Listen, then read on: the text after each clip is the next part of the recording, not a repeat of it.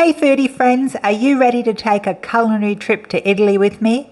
Today we're making some seriously delicious Italian meatballs and fresh tomato sauce. This dish is perfect for entertaining. You can make both the meatballs and the sauce a day or two ahead of time and then just gently reheat the meatballs in the sauce. Plus, these meatballs are great as a party appetizer all on their own. So let's get cooking. For the meatballs, I'm using 500 grams of mixed pork and beef mince, but you can use all pork or all beef mince, depending on your preference. I'm also adding in 3 Italian sausages, about 250 grams, and I remove the casings and squeeze the mince into the bowl. Trust me, the Italian sausages add loads of flavour to the meatballs. I chop about 3 good tablespoons of fresh parsley, but if you don't have fresh available, you can sub 1 tablespoon of dried parsley. I also added about 1 teaspoon of finely grated lemon rind, which adds a beautiful freshness to the balls. I throw in some black cracked pepper, about 1 teaspoon of sea salt, and a half a cup of soft breadcrumbs. But since I'm gluten-free, I'm actually using almond meal, and it's the best substitute for soft breadcrumbs. And bonus, it's extra protein. I just ground up some whole almonds in my NutriBullet. I chop up 3 cloves of garlic and add that to the bowl, along with 1/3 a cup of finely grated Parmesan cheese, 1/4 cup of milk, 1 egg lightly beaten, and lastly, just 1/4 teaspoon of ground nutmeg. Using clean washed hands, I mix it all thoroughly. Hands are the best tool for this job. I wet my hands and I roll the mixture into golf-sized balls. By wetting your hands, it makes it so much easier to roll the meatballs. They won't stick to your fingers. You can make them any size you want. I ended up with 18 meatballs.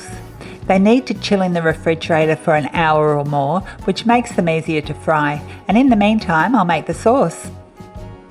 For the sauce, I start by prepping my ingredients. 3 cloves of garlic, finely chopped, 1 small onion, finely chopped, about 2 tablespoons of finely chopped fresh basil, or substitute 2 teaspoons of dried basil, and 1 kilo of roughly chopped fresh tomatoes, skin, seeds, juice and all. You can substitute 2 cans of crushed tomatoes, but you'll need to add more sugar. I find that the tinned tomatoes in Australia are so acidic. If you can, use fresh tomatoes, the sauce is better. Fresh tomatoes have finally gone down in price here in Australia, and I was lucky I picked up 1 kilo for $1.50. They were marked down because they were very ripe. However, the riper tomatoes are excellent for sauces. I warm up a heavy base pan and then add about 2 to 3 tablespoons of olive oil and just a little butter. I add the diced onion and I cook that for a few minutes until it has softened and is translucent. Then I add the garlic and I just cook that for a minute or so until I can smell the garlic aroma. I add the beautiful tomatoes and give it a little stir.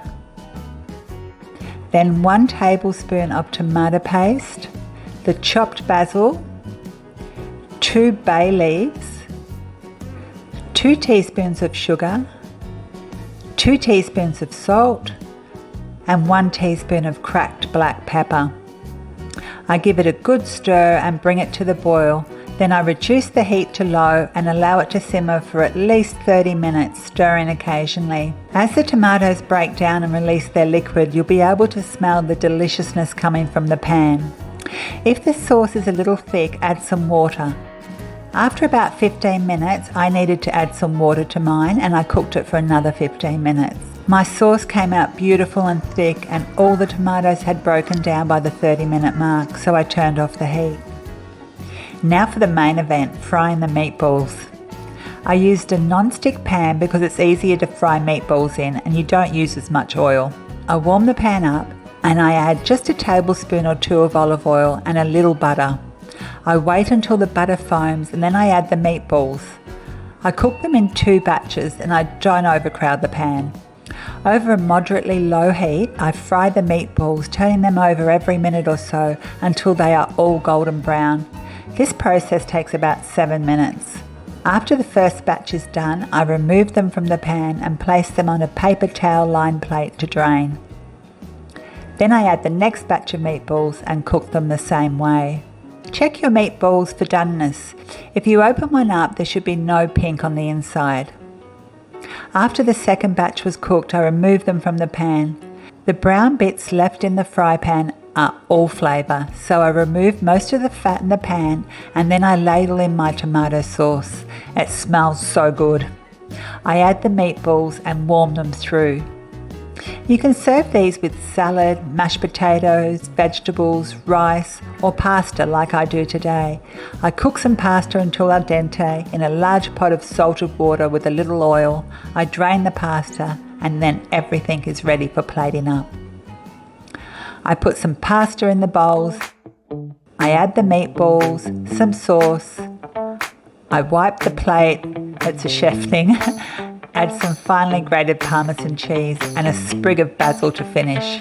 My taste tester Mike swore when he ate these today, but in a good way. He said, "They're so good," which is a big compliment coming from my German Mike. Sorry, it's a big mouthful.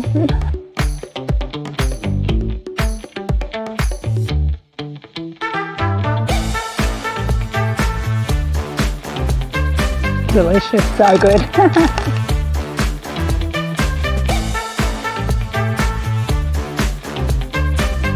So flavoursome, it's delicious. Thanks so much for watching. See you next time.